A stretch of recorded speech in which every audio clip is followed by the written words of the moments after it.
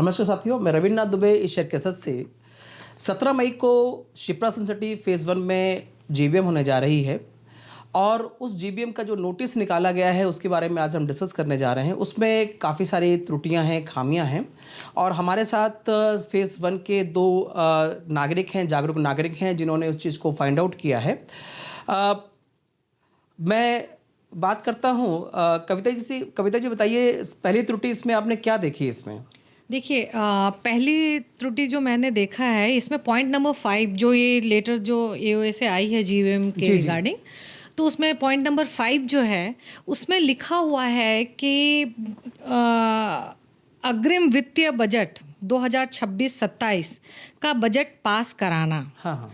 तो अग्रिम वित्तीय बजट जो है 2026-27 का ये बोर्ड कमेटी कैसे पास करवा सकती 26 है? तारीख तो अभी आना है, 26 शुरू अभी होगा। हाँ, बिल्कुल जी, शुरू होगा। नहीं तो जो भी नई जो आना है तो क्या ये पहले से ही सोच रहे हैं कि हम ही आएंगे और आप पास करवा ही नहीं सकते हैं। बिल्कुल जो मतलब बोर्ड कमेटी जो आएगी, जो जीत के आएंगे, जो भी आए, ये हाँ, हाँ। आए या कोई भी आए, तो उनका दायित्व बनता है इसको पास करवाना। मतलब ये नया जो अग्रिम बजट है। प्रबंधन आना था ये उसका कार्य था जो इन्होंने इसमें डाल दिया कि हम पास करेंगे ये।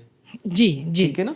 तो ये मेरे ख्याल से ये मुझे गलत लग रहा है। काफ़ी गलत है ये, गलत हाँ। नहीं है, ये बहुत ही गलत है। ये क्या सोचकर, किस मंशा से किया गया है, ये क्लर्कर एरर है कि जानबूझकर किया गया है, ये सोचने वाली बात है। जी, जी। अच्छा, अगला पॉइंट इसमें और भी दूसरी त्रुटि भी है। सुंदर जी, दूसरी त्रुटि आपने क्या देखी इसके अंदर? जी दुबे जी, इसमें जो दूसरी त्रुटि है वो ये है कि बोर्ड द्वारा प्रस्तावित चुनाव समिति की घोषणा। ये कौन सा पॉइंट है? पांचवा? ये सातवां पॉइंट है सर इसमें। जी, जी। तो सर, कमेटी जो होती है इलेक्शन कमेटी, उसका काम है निष्पक्ष चुनाव कराना। तो उसमें निष्पक्ष लोगों का होना बहुत ज़रूरी है।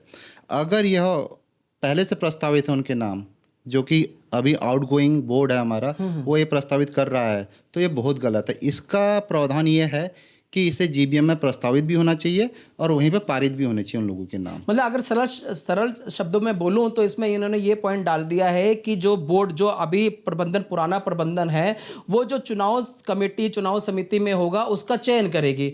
हालांकि रूल क्या है कि जो जो एओ है, प्रबंधन है, वो चुनाव समिति का वो चुनाव नहीं करता है। जो जीबीएम है, जीबीएम में जितने लोग आते हैं, वहाँ के जो सदस्य होते हैं, वो मिलकर चुनाव करते हैं और जो चुनाव समिति है उसके सदस्यों को चुनती है वो। जी बिल्कुल, चुनती भी है, प्रस्तावित भी हुई होते हैं सर। ये तो बहुत बड़ी त्रुटि है। ये तो बहुत बड़ी त्रुटि है सर। अगर ये कह रहे हैं कि हम लोग ही चूज करेंगे चुनाव कराने वालों को, ये तो क्या, इसको तो मैं क्लर्कर अलग नहीं मानता हूँ। पता नहीं, फिर मैं आपको बोलूंगा कि इतने सालों से ये लोग ये कार्य कर रहे हैं, प्रबंधन में है, और इस तरह के क्लर्कर मिस्टेक करेंगे तो इससे ज्यादा अशोभनीय कोई चीज नहीं है। जी बिल्कुल। और मेरे ख्याल से एक त्रुटि और भी है जो इसमें पाई गई है, जो इन्होंने लिखी नहीं है। वो कौन सी है?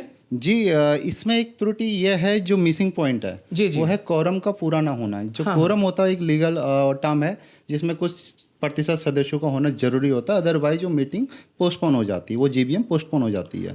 तो उस पोस्टपोन होने की सिचुएशन में पहले तो मैं जानकारी दे दूं कि जहाँ तक मुझे जानकारी है आज तक कभी कोरम पूरा नहीं हुआ पहली जीबीएम में। तो हमेशा दूसरी जीबीएम सेकंड पॉइंट मीटिंग होती है उसकी। अब उस सेकंड मीटिंग का नोटिस यहाँ पर होना चाहिए था कि अगर कोरम पूरा नहीं होता तो बला डेट को हम वो नेक्स्ट मीटिंग करेंगे और उस मीटिंग में चाहे जितने भी लोग हों, देन वो एजेंडा हम वहाँ पे पास करा सकते हैं। मतलब एक पॉइंट इन्होंने बिल्कुल भी नहीं लिखा है कि अगर कोरम पूरा नहीं होता, क्योंकि बहुत बड़ी सोसाइटी है और ज़्यादातर कोरम पूरा होता ही नहीं, दूसरी बार जीबीएम होती है, तो इनको मेंशन करना चाहिए था कोरम ना पूरा होने पर इस तारीख को, इस दिन, इस स्थान पर क्या कहते हैं दोबारा जीबीएम होगी, जो इन्होंने नहीं लिखा। देखिए, अगर आप ध्यान से देखें, तीनों जो गलतियां हैं, इसको मैं भूल बोलें या गलतियां बोलें, ये बहुत ही बड़ी गलतियां हैं, क्योंकि जो आम सदस्य हैं वो नहीं समझ पाते हैं। जो यहाँ के, जो इन रूल्स रेगुलेशंस को जानते हैं, उन्हीं की निगाह जाती है। और फिर मैं बोलूँगा किस मंशा से और किन्होंने तैयार किया है। मेरे ख्याल से तैयार किसी और ने कर दिया, किसी अनाड़ी से तैयार कराया और साइन किसी और ने कर दिया है, यही है लग रहा है मुझे। जी ऐसे ही लग रहा है। ठीक है ना?